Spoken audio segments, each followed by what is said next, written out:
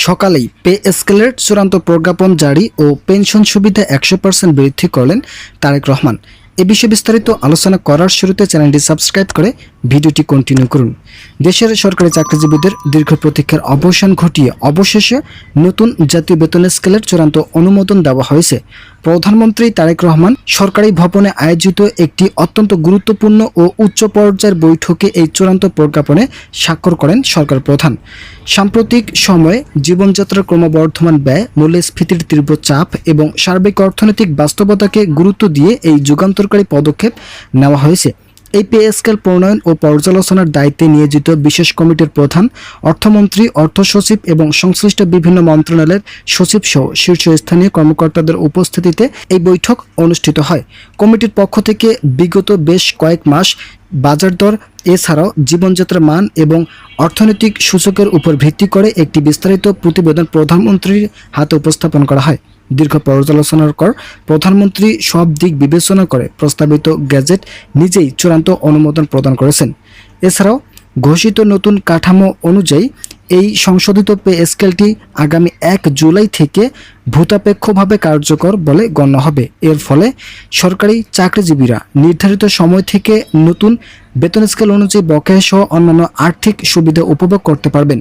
নতুন বেতন বিশেষ করে নিম্ন ও মধ্যম আয়ের কর্মচারীদের আর্থিক সুরক্ষা ও জীবনযাত্রার মান উন্নত করার বিষয়টিতে সর্বাধিক গুরুত্ব দেওয়া হয়েছে। সংশোধিত গেজেট অনুযায়ী প্রথম বা সর্বোচ্চ গ্রেডের কর্মকর্তাদের মূল বেতন নির্ধারণ করা হয়েছে 1,60,000 টাকা।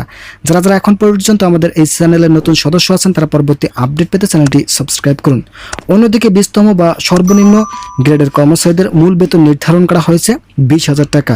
এই দুই সীমার মাঝে থাকা 2 থেকে 19 পর্যন্ত প্রতিটি গ্রেডের জন্য বেতন কাঠামোতে সামঞ্জস্য আনা হয়েছে, যা দীর্ঘদিনের বেতন বৈষম্য দূর করতে অত্যন্ত কার্যকরী ভূমিকা পালন করবে। এছাড়াও নিয়মিত বার্ষিক ইনক্রিমেন্টের ধারাবাহিকতা নতুন স্কেলে অক্ষুণ্ণ রাখা হয়েছে।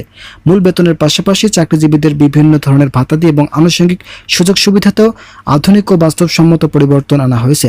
বর্তমান বাজার ব্যবস্থার সাথে সামঞ্জস্য রেখে বাড়ি ভাড়া ভাতা নতুন করে নির্ধারণ করা হয়েছে, যা মেট্রোপলিটন শহর এবং মফস্বল অঞ্চলের জীবনযাত্রা খরচের তারতম্য অনুযায়ী ভিন্ন ভিন্ন হারে প্রদান করা হবে। কর্মচারীদের চিকিৎসা ভাতা বাড়িয়ে মাসিক 3,000 টাকা নির্ধারণ করা হয়েছে। একই সাথে শিক্ষা সহায়ক ভাতায় সন্তান প্রতি নির্ধারিত আর্থিক সহায়তা বাড়ানোর প্রস্তাবও অনুমোদন পেয়েছে। সরকারি কাজের প্রয়োজনে যাতায়াত বা টিএডিএ এবং বিভিন্ন উচ্চ ভাতা সহ অন্যান্য গুরুত্বপূর্ণ আনুষঙ্গিক সুবিধাগুলোকেও বর্তমান অর্থনৈতিক পরিস্থিতির উপযোগী করে পুনর্বিন্যাস করা হয়েছে। প্রধানমন্ত্রী তারেক রহমান এই বৈঠকে এক বিশেষ ও কঠোর নির্দেশনা দিয়েছেন। তার নির্দেশনা অনুযায়ী কোনো ধরনের কিস্তি বা ধাপে ধাপে নয়, বরং চলতি আগস্ট মাসের মূল বেতন থেকেই এককালীন বা সম্পূর্ণ পে স্কেল কার্যকর করতে হবে। বাজার সিন্ডিকেট এবং নিত্য প্রয়োজনীয় জিনিসপত্রের লাগামহীন ঊর্ধ্বগতির কারণে সাধারণ কর্মচারীদের পরিবারে যে তীব্র আর্থিক চাপ তৈরি হয়েছে তা দ্রুত লাঘব করাই এই এককালীন বাস্তবায়নের মূল উদ্দেশ্য। এর পাশাপাশি রেশনিং ব্যবস্থার আওতায় চাল, ডাল, তেল, আটার মতো অতি প্রয়োজনীয় খাদ্যপণ্য সাশ্রয়ী ও ন্যায্যপূর্ণ সরকারি কর্মচারীদের দোরগোড়ায় পৌঁছে দেওয়ার কার্যকর ব্যবস্থা গ্রহণের কথাও বলা হয়েছে। আপনারা যারা এখনও আমাদের এই চ্যানেলের নতুন সদস্য আছেন তারা পরবর্তী আপডেট পেতে চ্যানেলটি সাবস্ক্রাইব করে ভিডিওটি কন্টিনিউ করুন। নতুন এই পে স্কেল বাস্তবায়নের সার্বিক অর্থনৈতিক প্রভাব ও সামষ্টিক দিকগুলো নিয়ে আন্তর্জাতিক মুদ্রা তহবিল বা IMF এর সাথে সরকারের একটি উচ্চ পর্যায়ের টেলিফোন সংলাপ অনুষ্ঠিত হয়েছে। দেশের বর্তমান অর্থনৈতিক গতি প্রকৃতি এবং মূল্যস্ফীতির চাপ মোকাবেলায় সরকারি চাকরিজীবীদের কর্মস্পৃহা ধরে রাখতে এই পে স্কেল অত্যন্ত সময়োপযোগী বলে আন্তর্জাতিক সংস্থাটি মত প্রকাশ করেন। IMF এর প্রতিনিধি দল বাংলাদেশের এই পদক্ষেপে নিজেদের পূর্ণ সমর্থন ও সন্তোষ প্রকাশ করেছেন, যা বাংলাদেশের অর্থনৈতিক ব্যবস্থাকে আন্তর্জাতিক অঙ্গনে আরও শক্ত ভিত্তি দিয়েছে। বেতন কাঠামোর পাশাপাশি অবসরপ্রাপ্ত সরকারি কর্মচারীদের পেনশনের ক্ষেত্রেও অত্যন্ত ইতিবাচক ও যুগোপযোগী সংস্কার আনা হয়েছে। সংশোধিত নীতিমালা অনুযায়ী কর্মচারীদের শেষ আহরিত মূল বেতনের উপর ভিত্তি করে তাদের গ্র্যাজুইটি এবং মাসিক পেনশনের হার নতুন করে পুনর্নির্ধারণ করা হয়েছে। দীর্ঘদিনের দাবি অনুযায়ী অবসরপ্রাপ্তদের সর্বনিম্ন মাসিক পেনশন উল্লেখযোগ্য পরিমাণ বৃদ্ধি করা হয়েছে। এর ফলে প্রবীণ ও অবসরপ্রাপ্ত চাকরিজীবীরা তাদের শেষ বয়সে এসে আর্থিক অনিশ্চয়তা থেকে অনেকটাই মুক্তি পাবেন। পাশাপাশি বার্ষিক ইনক্রিমেন্টের নিয়ম পেনশনের ক্ষেত্রেও বহাল রাখার স্পষ্ট নির্দেশনা দেওয়া হয়েছে।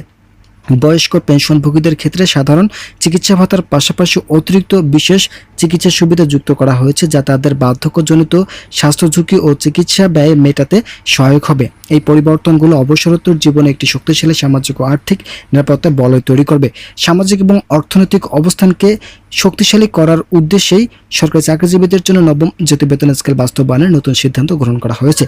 যারা এখন পর্যন্ত আমাদের এই চ্যানেলের নতুন সদস্য আছেন, তারা পরবর্তী আপডেট পেতে চ্যানেলটি সাবস্ক্রাইব করে আমাদের এই নতুন চ্যানেলের সঙ্গে থাকবেন।